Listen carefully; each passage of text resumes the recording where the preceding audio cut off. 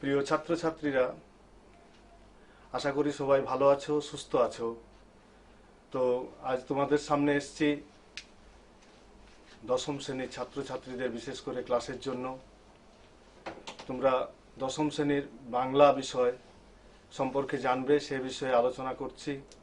প্রথমত যে আলোচনাটা খুবই জরুরি, যেটাকে ধরে আমাদের চলতে হবে পথ, সেই সিলেবাস বা পাঠ্যক্রম। প্রথমত সেই পাঠ্যক্রমটা নিয়ে আলোচনা করছি। পাঠ্যক্রম অনেকেই জেনে গেছো, তাও আরেকবার জানিয়ে দিচ্ছি। প্রথমত আমাদের যে পাঠ্যক্রম আছে,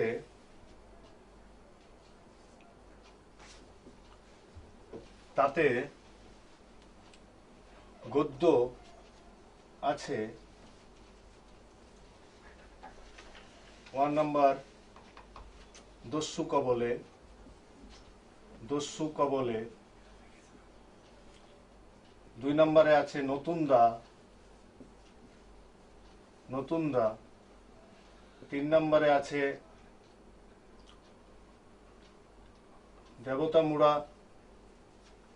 দেবতা মুড়া ও ডম্বুর।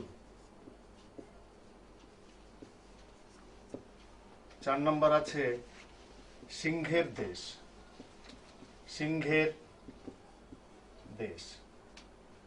পদ্য থেকে আছে, বা যাকে পদ্যাংশ বলবে, কবিতা। তাতে প্রথমত আছে অন্নপূর্ণা ঈশ্বরী পাটনী, অন্নপূর্ণা ও ঈশ্বরী পাটনী।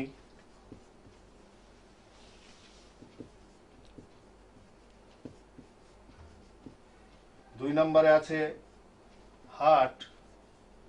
3 নম্বর পরিচয়। 4 নম্বর সামান্যই প্রার্থনা।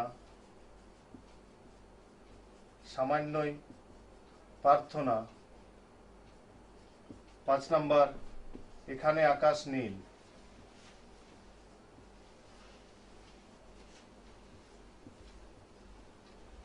এছাড়া ছোট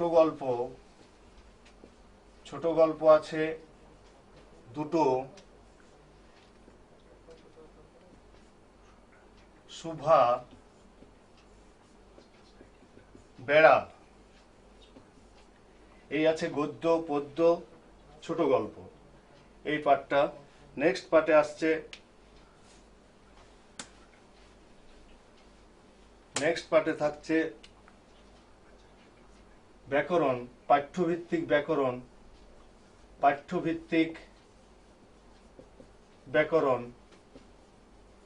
পাঠ্যভিত্তিক ব্যাকরণে থাকছে সন্ধির সমস্ত কিছু, স্বরসন্ধি, ব্যঞ্জন সন্ধি, বিসর্গ সন্ধি, এছাড়া নিপাত নিষিদ্ধ সন্ধি, বাক্য, এই দুটো। এরপরে আসছে এমনি ব্যাকরণ, যাতে থাকছে 1 নম্বর সমাস, 2 নম্বর প্রত্যয়,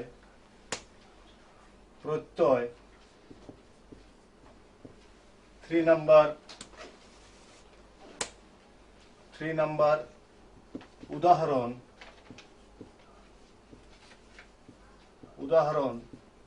4 নম্বর শুদ্ধ বানান, 5 সমুচ্চারিত ভিন্নার্থক শব্দ,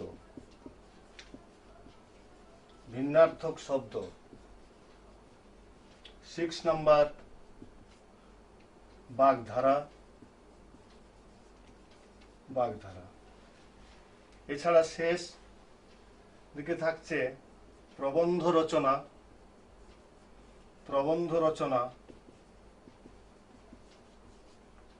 আর সর্বশেষ থাকছে ভাব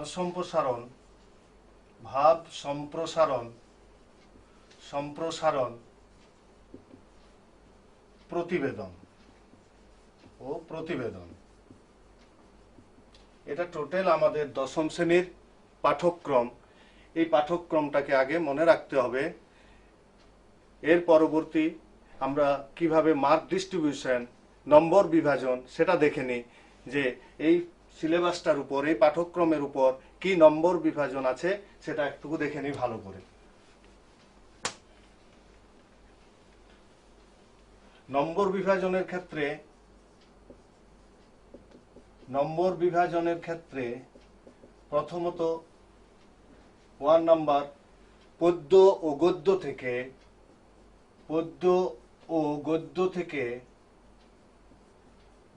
থেকে এক এমসিকিউ অর্থাৎ সঠিক উত্তর নির্বাচন। এমসিকিউ থাকবে 1 মার্কের 6টি, যেখানে সবগুলি করতে হবে ফুল মার্ক 6। 1 মার্কের থাকবে 6টি প্রশ্ন, সেই 6টি করতে হবে পদ্য গদ্য, যে পদ্য গদ্যগুলো প্রথম দিয়েছিলাম। 2 নম্বরে আসছে আবার পদ্য ও গদ্য থেকে এক বাক্যে থাকবে 1 মার্কের 8টি, যেখানে 8টি তোমাকে করতে হবে। 3 নাম্বার থাকছে পদ্য থেকে 5 মার্কের 2টি 10, যেটা মার্ক ডিস্ট্রিবিউশন বা নম্বর বিভাজন থাকবে এরকম থাকতে পারে 1 + 2 + 2 কিংবা 1 + 1 + 3 কিংবা 1 + 4, এভাবে নম্বর বিভাজন এটায় থাকতে পারে। 4 নম্বরে গদ্য থেকেও সেম, গদ্য থেকে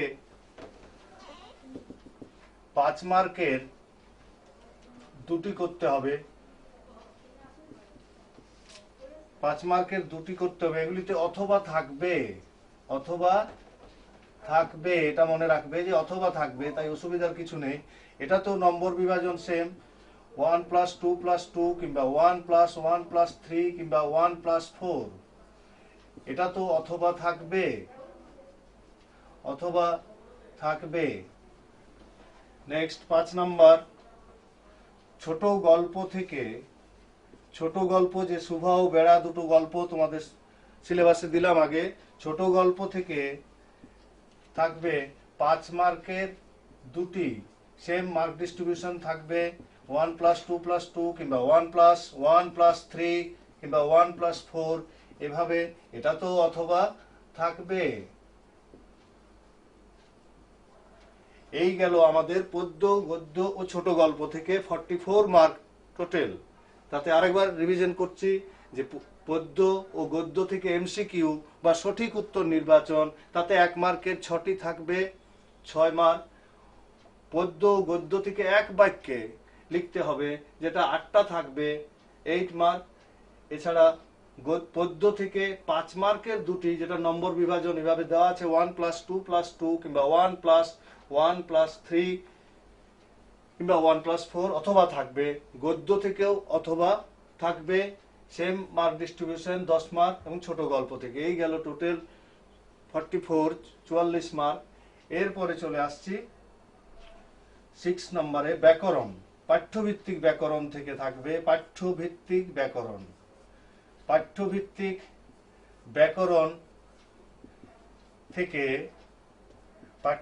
ব্যাকরণ থেকে আমাদের দুটো সিলেবাস আছে, সন্ধি ও বাক্য, দুটোর মধ্যে একটা করতে হয়।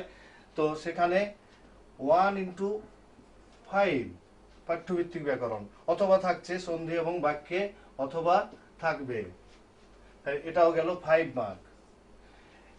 নেক্সট হচ্ছে এমনি ব্যাকরণ,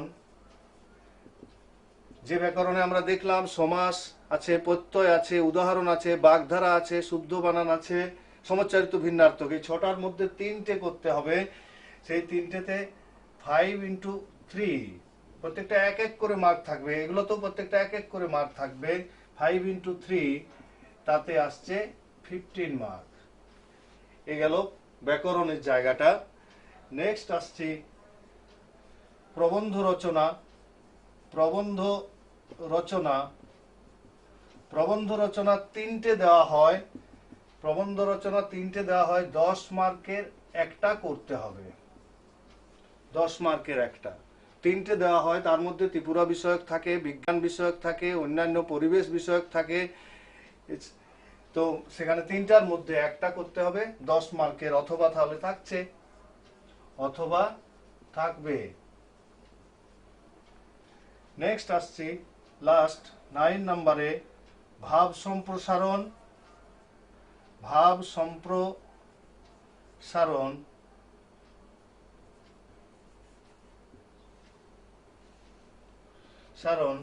যেখানে থাকছে ভাব 6 মার্কের একটা, এটা ভাব সম্প্রসারণ অথবা সভার কার্য বিবরণী। সভার কার্য বিবরণী, সভার কার্য বিবরণী। এখানে কোনটা আসবে ঠিক নেই, দুটোকেই আমাদের তৈরি করতে হবে। তাতে 6 মার্কের একটা থাকবে 6 মার্ক। এই হলো টোটাল, দেখো 80 মার্ক এখানে। এই টোটাল বাংলার 80 মার্ক। এছাড়া 20 মার্ক আছে স্কুলের প্রজেক্ট বা অ্যাটেন্ডেন্স, বিভিন্ন বিষয়ের স্কুল থেকে সেটা 20 মার্ক চলে আসে। এই টোটাল 100 মার্কের আমাদের বাংলার নম্বর বিভাজনটা দেখলে আশা করি নম্বর বিভাজনটা বুঝতে পেরেছো। আরেকবার পুরোটা রিভিশন করে দিচ্ছি সংক্ষেপে। পদ্য ও গদ্য থেকে এমসিকিউ 6 মার্ক, পদ্য ও গদ্য থেকে এক বাক্যে 8 মার্কের, এক এক করে। পদ্য থেকে 5 মার্কের দুটো নম্বর বিভাজন থাকবে, অথবা থাকবে 10 মার্ক গেল। গদ্য থেকে 5 মার্কের দুটো করতে হবে, যেগুলো নম্বর বিভাজন এরকম, তাতে 10 মার্ক থাকবে। ছোট গল্প থেকে 5 মার্কের দুটো থাকবে, তাতে নম্বর বিভাজন এরকম, অথবা থাকবে। পাঠ্যভিত্তিক ব্যাকরণ, যেখানে অথবা থাকবে, সেখানে 1 মার্কের 5টা 5 মার্ক। এমনি ব্যাকরণ, তাতে 5 মার্কের 3টা। এটা একটু বলে নি, এখানে থাকবে সন্ধি, এখানে থাকছে সমাস, তারপরে উদাহরণ, প্রত্যয়। এই তিনটের মধ্যে দুটো আসে। আর অন্যদিকে সমচ্চারিত ভিন্নার্থক কিংবা বাগধারা কিংবা শুদ্ধ বানান, এই তিনটের থেকে করতে হয় একটা। এখন যে 4টা দেওয়া হয় তার মধ্যে 3টে করতে হয়, তাই এই গেল 15 মার্ক। এই জায়গাটা গুরুত্বপূর্ণ, এটা নিয়ে আমি বিস্তারিত পরে আলোচনা করব। এই জায়গাটায় প্রবন্ধ রচনা বললাম আগেই যে 3টে থাকবে, তার মধ্যে করতে হবে একটা, তোমাদের অথবা থাকবে। ভাব সম্প্রসারণ ও সভার কার্য বিবরণী, এই দুটোর মধ্যে কোনটা আসবে ঠিক নেই, দুটোকে আমাদের তৈরি করতে হবে। এই দুটোতে অথবা থাকে না, তাই 6 মার্কের এখানে। এই হয়ে গেল তোমাদের টোটাল 80 মার্ক।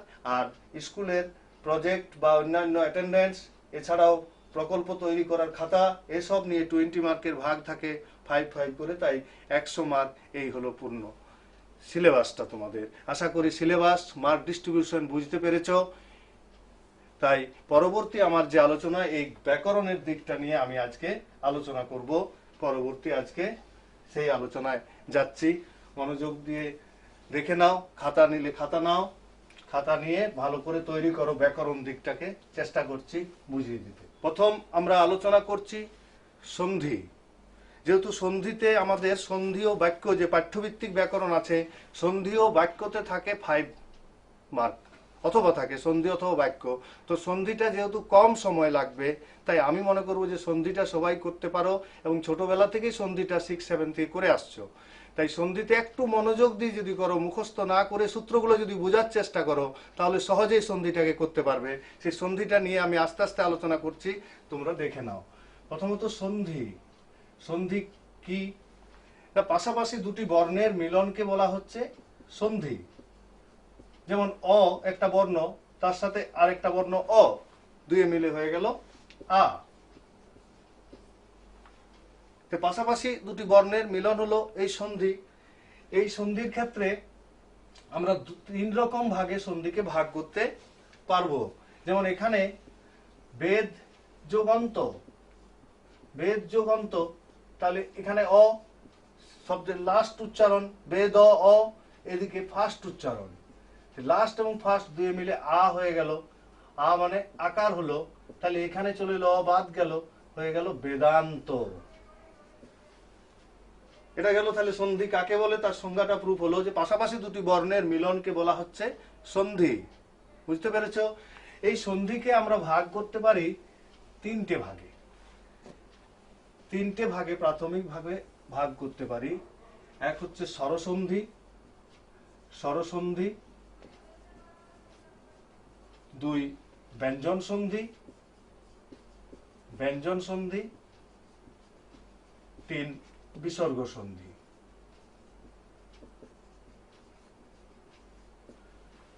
এই তিনটে ভাগ। তো স্বরসন্ধি কাকে বলবো? সংক্ষেপে আমি একটা অন্যভাবে ম্যাথমেটিক্যাল সূত্রতে করছি। মনে করি স্বরসন্ধি প্লাস প্লাস, ব্যঞ্জন সন্ধি minus plus, plus minus, minus minus, বিসর্গ সন্ধি বিসর্গ প্লাস, বিসর্গ মাইনাস। এভাবে যদি করে যাই, এখন লেট মনে করি যে প্লাস হলো স্বরবর্ণ,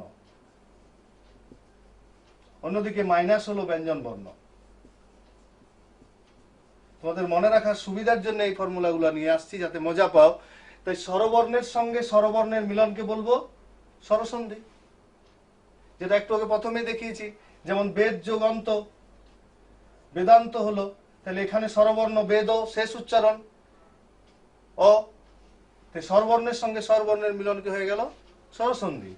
ব্যঞ্জন সন্ধির ক্ষেত্রে আমরা দেখতে পাচ্ছি ব্যঞ্জন বর্ণের সঙ্গে স্বরবর্ণ, স্বরবর্ণের সঙ্গে ব্যঞ্জন বর্ণ, ব্যঞ্জন বর্ণের সঙ্গে ব্যঞ্জন বর্ণ। আমরা এটাকে দেখেছি মাইনাস মানে ব্যঞ্জন বর্ণ, প্লাস মানে স্বরবর্ণ। এটাকে আরো কমন নিতে পারি, মাইনাস দুটো প্লাস প্লাস মাইনাস। অর্থাৎ সংক্ষেপে আমরা এভাবে বলতে পারি, যে সন্ধিতে ব্যঞ্জন বর্ণের সঙ্গে স্বরবর্ণ কিংবা ব্যঞ্জন বর্ণের মিলন হয়, অর্থাৎ যে সন্ধিতে ব্যঞ্জন বর্ণের সঙ্গে স্বরবর্ণ কিংবা ব্যঞ্জন বর্ণের মিলন হয়, তাকে ব্যঞ্জন সন্ধি বলে। এটাকে প্রমাণ করার জন্য যেমন লিখতে পারি আমরা, প্রথমত যেমন ব্যঞ্জন বর্ণ, প্রথম ব্যঞ্জন বর্ণের সঙ্গে স্বরবর্ণ, স্বরবর্ণের সঙ্গে ব্যঞ্জন বর্ণ। বিপরীত দিকে বিসর্গ সন্ধিটা আগে আলোচনা করে নিই। বিসর্গের সঙ্গে প্লাস মাইনাস, অর্থাৎ বিসর্গের সঙ্গে স্বরবর্ণ কিংবা বিসর্গের সঙ্গে ব্যঞ্জন বর্ণ, এই দুইয়ের মিলনকে বলা হচ্ছে বিসর্গ সন্ধি। কমন নিলে বিসর্গের সঙ্গে স্বরবর্ণ কিংবা ব্যঞ্জন বর্ণের মিলনকে বলা হচ্ছে বিসর্গ সন্ধি। আশা করি তিনটার সংজ্ঞা বুঝতে পেরেছ। এখন এক একটা সূত্র দিয়ে পরবর্তী সময় আমরা আলোচনায় যাচ্ছি। আজকে সেকেন্ড আলোচনায় আসছি যে বিসর্গ সন্ধি কাকে বলবো। বিসর্গ সন্ধি, বিসর্গ সন্ধিতে টোটাল 12টা সূত্র আছে। সেই সূত্রগুলোতে যদি আমরা যাই, তাতে দেখতে পাবো যে প্রথমত বিসর্গ সন্ধি কাকে বলে সেটা আগে আলোচনা করছি, এখন প্রমাণ করছি। বিসর্গের সঙ্গে স্বরবর্ণ কিংবা বিসর্গের সঙ্গে ব্যঞ্জন বর্ণ। কমন নিয়েছি, এখানে লিখি আমি বিসর্গ, যেমন নি যোগ রব হয়ে গেল নীরব, কিংবা বিসর্গের সঙ্গে ব্যঞ্জন বর্ণ, এটা বিসর্গের সঙ্গে ব্যঞ্জন বর্ণ হলো। এখন বিসর্গের সঙ্গে স্বরবর্ণ, যেমন অহ যোগ অহ হয়ে গেল অহ রহ। এখানে দেখো বিসর্গ স্বরবর্ণ অ, এখানে বিসর্গ ব্যঞ্জন বর্ণ। আবার একটা উদাহরণ দেওয়া যায়, যেমন নিশ্চয় হবে নি যোগ চয়, বিসর্গের সঙ্গে ব্যঞ্জন বর্ণ, বিসর্গের সঙ্গে ব্যঞ্জন বর্ণ। আবার বিসর্গের সঙ্গে স্বরবর্ণ, যেমন নিরীহ, নি যোগ ইহ হয়ে গেল নিরীহ। অতএব বোঝা গেল যে বিসর্গের সঙ্গে স্বরবর্ণের, বিসর্গের সঙ্গে স্বরবর্ণের কিংবা বিসর্গের সঙ্গে ব্যঞ্জন বর্ণের মিলনকে বলা হলো বিসর্গ সন্ধি। সংজ্ঞাটা বোঝা গেছে। এখন নেক্সট চলে যাচ্ছি, এই বিসর্গ সন্ধি যদি সূত্র দিয়ে আমরা পড়ি, সংক্ষেপে যে সূত্রগুলো আসবে সেইভাবে দেখলে পর সহজেই তুমি মনে রাখতে পারবে, মুখস্থ করার কোনো প্রয়োজন হবে না।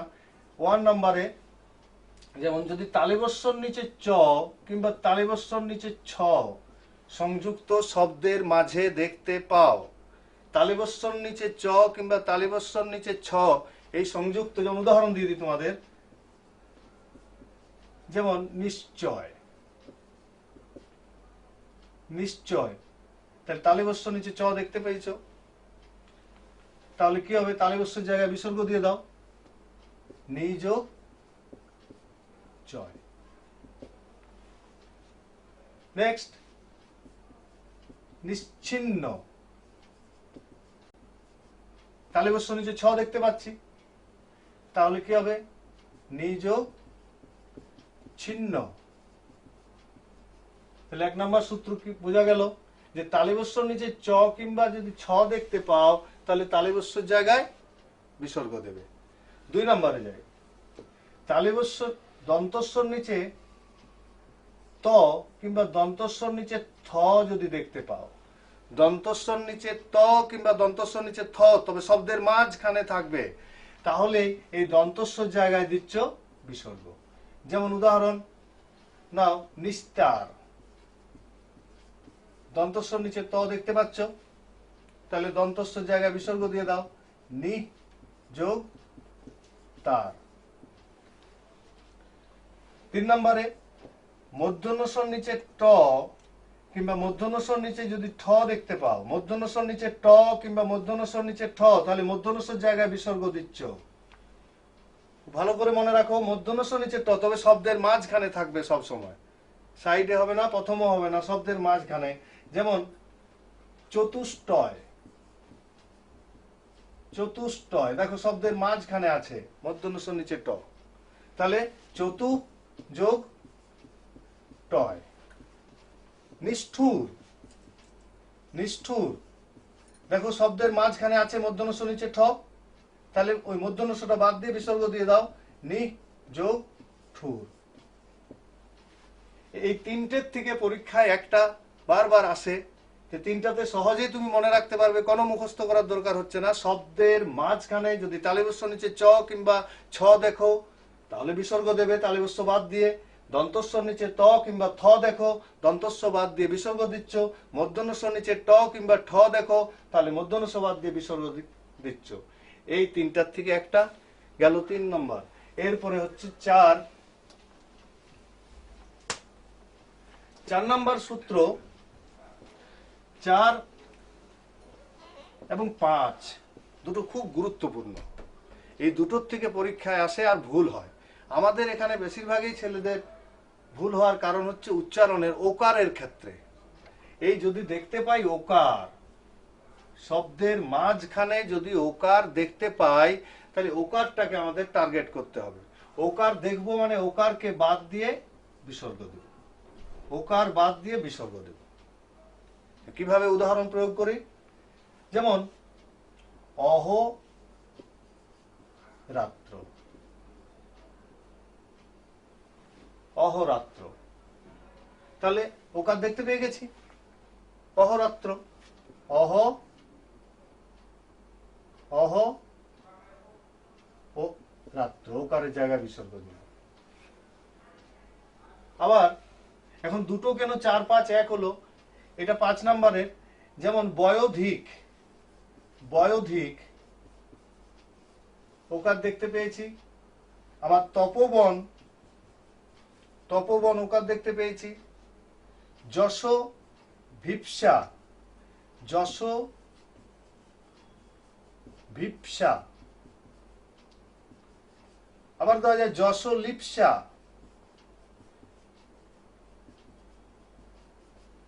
মনমোহন, মনমোহন। এইগুলো নিয়ে প্রমাণ করি। প্রথমত দুটো কেন দেওয়া হলো, দুটোতেই সেম পাচ্ছি 4 এবং 5। না, দুটার পার্থক্য হচ্ছে যে এটাতে সেকেন্ড পার্টের শুরুতে স্বরবর্ণ হবে, এটার সেকেন্ড পার্টের শুরুতে স্বরবর্ণ হবে, এটা কিন্তু ব্যঞ্জন বর্ণ হবে সেকেন্ড পার্টের শুরুতে, অর্থাৎ বিসর্গের পর।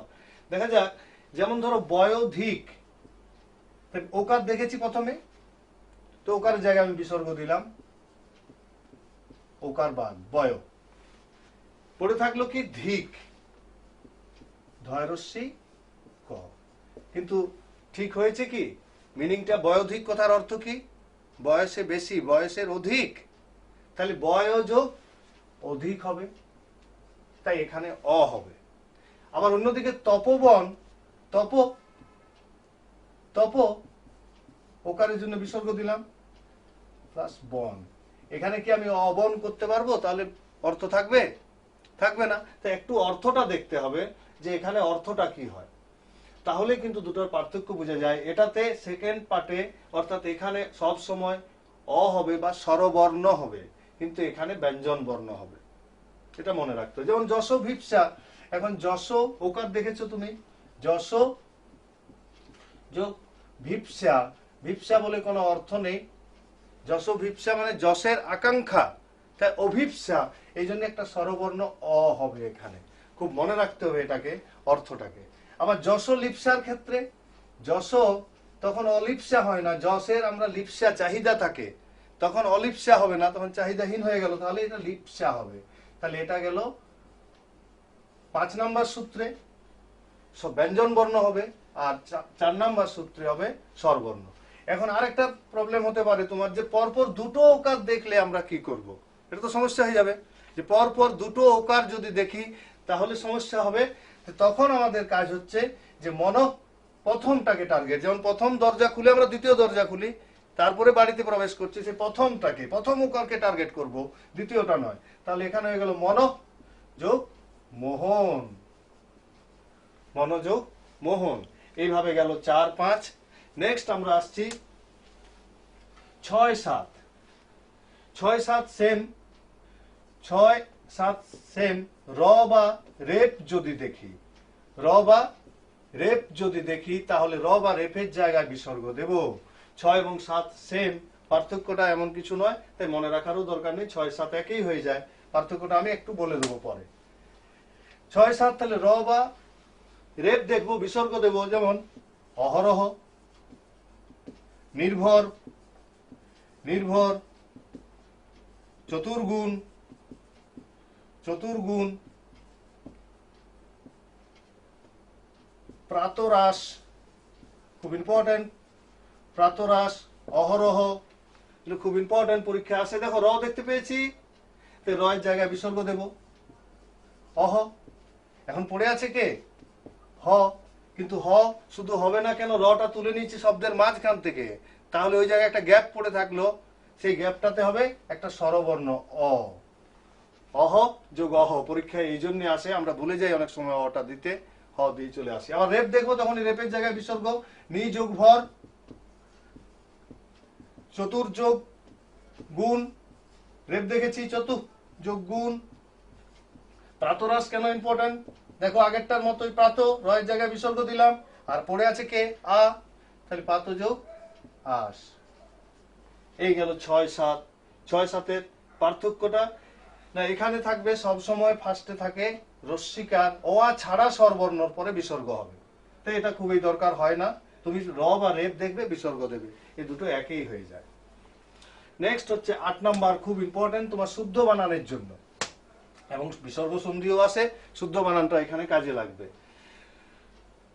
যেমন 8 নাম্বার সূত্র হচ্ছে অ, ই, উ প্লাস র,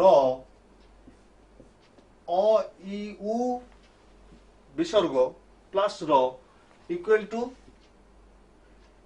হবে আ, ই, দীর্ঘ ই, দীর্ঘ উ। অর্থাৎ কি হলো সংক্ষেপে, অকার বিসর্গ প্লাস র, ইকার বিসর্গ প্লাস র, উকার বিসর্গ প্লাস র, সবগুলো অকার বিসর্গ আকার, ইকার বিসর্গ দীর্ঘকার, দীর্ঘিকার, আর উকার বিসর্গ দীর্ঘকার। তাহলে প্রথমত ওকার, ইকার, উকার, ইকার মানে রস্যিকার, উকার মানে রস্যুকার, আবার এদিকে আকার, দীর্ঘিকার আর দীর্ঘকার, এগুলো হচ্ছে। যেমন স্বরাজ্য, স যোগ রাজ্য, সযোগ রাজ্য কি হবে, দেখো অকার বিসর্গ, স অ, অকার বিসর্গ প্লাস র, অকার বিসর্গ প্লাস র আকার হয়ে যাবে, বিসর্গটা বাদ দিয়ে হয়ে গেল সারাজ্য, শুদ্ধ বানান হিসেবে আসে। আবার নীরব, নি যোগ রব, দেখো নি ইকার বিসর্গ প্লাস র হয়ে গেল দীর্ঘিকার, নীরব। নেক্সট হচ্ছে উ বিসর্গ, যেমন চক্ষু, খুব ইম্পর্টেন্ট শুদ্ধ বানানের জন্য, চক্ষু যোগ রোগ, চক্ষু রস্যুকার বিসর্গ প্লাস র, চক্ষু দীর্ঘকার হয়ে যাবে, এই জন্য পরীক্ষায় এটা দেওয়া হয় দীর্ঘকার। চক্ষু রোগ, অতএব তোমাকে শুদ্ধ বানানোর ক্ষেত্রে কোনো মুখস্থ রাখতে হয় না, সূত্রটা মনে থাকলে তুমি সহজে করে নিতে পারবে, তাই এটাকে এইভাবে মনে রাখবে। এরপরে 9 নাম্বার সূত্রতে আমরা দেখতে পাবো 9 নাম্বার এবং 10 নাম্বার যদি দেখি দন্তস্বর নিচে ক খ প ফ, দন্তস্বর নিচে ক খ প ফ, তাহলে দন্তস্ব জায়গায় বিসর্গ দেবে, শুদ্ধ বানান আসে পরীক্ষায় এটাতেও, আবার সন্ধির ক্ষেত্রেও। পরিষ্কার পুরস্কার, পরীক্ষা এলো পুরস্কার, তুমি সহজেই মুখস্থ করার কোনো দরকার নেই, সহজেই মনে রাখতে পারছো। দন্তস্বর নিচে ক দেখবে, দন্তস্ব জায়গায় বিসর্গ দেবে, তাই পুরো যোগকার, পুরো যোগকার। আবার অন্যদিকে 9 নাম্বার সূত্রতে দেখতে পাচ্ছি মূর্ধন্যস্বর নিচে ক, মূর্ধন্যস্বর নিচে খ, মূর্ধন্যস্বর নিচে প, মূর্ধন্যস্বর নিচে ফ, যদি দেখতে পাও মূর্ধন্যস্বর জায়গায় বিসর্গ হবে। যেমন পরিষ্কার, আবিষ্কার, পরিষ্কার, মূর্ধন্যস্বর নিচে ক পরি, তাহলে মূর্ধন্যস্বর নিচে ক দেখতে পেয়েছো, হয়ে গেল পরিযোগ কার। আবিষ্কার, আবিযোগ কার, অর্থাৎ মূর্ধন্যস্বর নিচে ক খ বা প ফ দেখলে এভাবে হয়ে গেল। তাহলে টোটাল এখন 10টা সূত্র, যে 10টা সূত্রতে দেখতে পেলাম তালব্যস্বর নিচে চ কিংবা ছ যদি দেখতে পাই তাহলে তালব্যস্বর জায়গায় বিসর্গ, দন্তস্বর নিচে ত কিংবা থ যদি দেখতে পাই দন্তস্বর জায়গায় বিসর্গ, মূর্ধন্যস্বর নিচে ট কিংবা ঠ যদি দেখতে পাই মূর্ধন্যস্বর জায়গায় বিসর্গ, ওকার যদি দেখতে পাই ওকারটা বাদ দিয়ে বিসর্গ, র বা রেপ যদি দেখতে পাই তাহলে র বা রেপের জায়গায় বিসর্গ দেব। নেক্সট হচ্ছে 8 নাম্বারে দেখতে পেলাম র এর আগে ডবল, অর্থাৎ আকার, র এর আগে দেখতে পাই আকার, দীর্ঘিকার, দীর্ঘকার, তাহলে র এর জায়গায়, দীর্ঘিকারের জায়গায়, আকারের জায়গায় এগুলো সিঙ্গেল করে পর রস্যি দীর্ঘ রস্যু করে পর বিসর্গ দেব। আর লাস্ট দেখলাম দুটো সূত্রতে দন্তস্বর নিচে ক খ প ফ কিংবা মূর্ধন্যস্বর নিচে ক খ প ফ যদি দেখতে পাই তাহলে মূর্ধন্যস্ব বা দন্তস্ব বাদ দিয়ে বিসর্গ দেব। এগুলো শুদ্ধ বানানের ক্ষেত্রেও কাজে লাগবে, পরবর্তী যখন শুদ্ধ বানান বুঝাবো তখন দেখতে পাবে। পরের দিন আবার আমরা সন্ধি নিয়ে আলোচনা করব বাকি বিস্তারিত। আজ এখানেই শেষ করছি। ভালো থাকবে, পড়াশোনা করবে, ঘরে থাকবে, এই সময়ে নিজেকে সুস্থ রাখাই দরকার, আর সরকারি নিয়ম মেনে চলবে। ধন্যবাদ।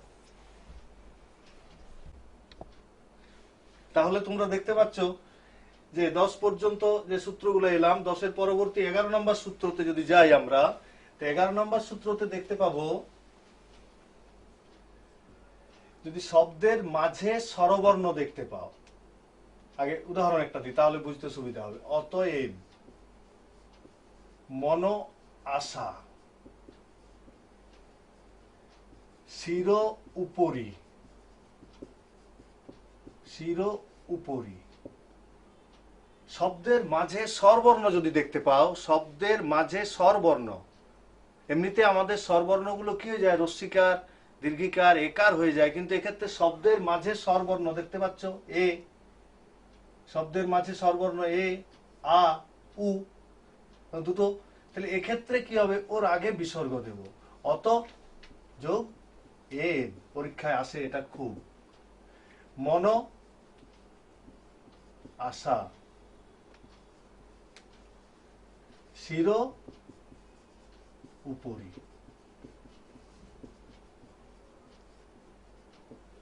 এটা মনে থাকবে। নেক্সট 12 নম্বর সূত্র, লাস্ট বিসর্গ সন্ধির যে সূত্র 12 নম্বর সূত্রতে দেখতে পাচ্ছি যদি দেখি দন্তস্বর নিচে ত, ত স্থ, দন্তস্বর নিচে থ আর দন্তস্বর নিচে প, স্থ স্থ প, তাহলে প্লাস মাইনাস বিসর্গ।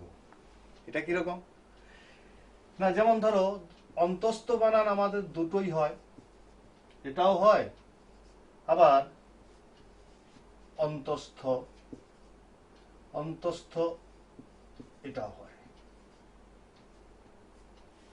দুটো বানানে হয়। তো দুটো বানানের ক্ষেত্রে থাকবে এখানে বিসর্গ দিয়ে বিসর্গ ছাড়া, তাই প্লাস মাইনাস। এক্ষেত্রে যদি তোমার পরীক্ষায় এটা আসে, লাস্টে যদি দেখতে পাও দন্তস্বর নিচে ত স্থ স্প, তাহলে প্লাস মাইনাস বিসর্গ। এক্ষেত্রে বললাম যে এর আগে হয়তো তুমি পরীক্ষার সময় অন্ত যোগ স্থ করে দিলে, আর যদি এটা দেওয়াই থাকে তো বোঝাই যাচ্ছে বিসর্গের পরে প্লাস দিয়ে দিলে। তো এই গেল আমাদের টোটাল যে 12টা সূত্র, সেই 12টা বিসর্গ সন্ধি সূত্র। তো আশা করি বুঝতে পেরেছো। ভালোভাবে এগুলো রপ্ত করো এবং এভাবে মনে রাখার চেষ্টা করো। সবাই পারবে, ভালো থাকবে, পড়াশোনা করো ভালোভাবে।